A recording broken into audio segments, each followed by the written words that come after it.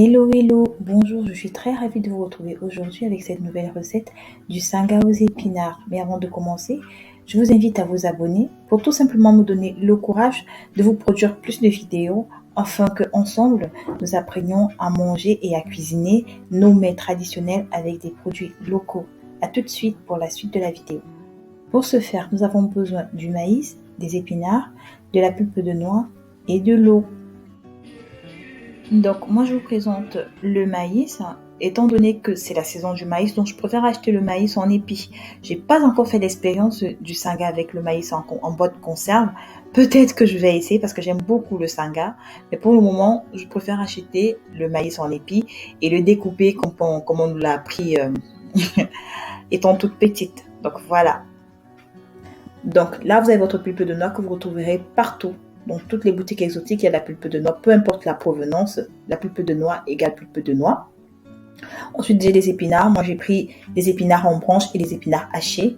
Et voilà mon maïs qui a été découpé. Donc, voilà mes trois ingrédients principaux pour préparer mon sanga.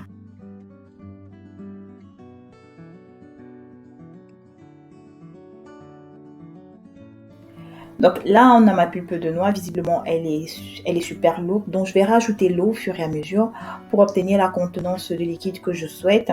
Et je vais laisser bouillir à feu doux pendant une quinzaine de minutes. Une fois les 15 minutes passées, je viens rajouter mes épinards. À titre personnel, comme je vous l'ai dit, je mets des épinards en branches et des épinards hachés. À ce niveau-là, c'est selon la préférence de tout un chacun. Moi, j'aime bien le rendu des deux, donc c'est pourquoi est-ce que je me prépare toujours en mettant les deux. Donc, je vais mélanger ça à ma pulpe de noix et je vais laisser mijoter pendant à peu près 15 minutes également.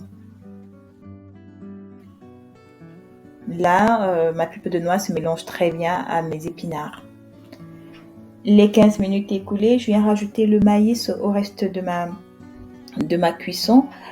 Visiblement, la marmite elle s'est avérée être très petite, donc j'ai du mal à retourner tout ça.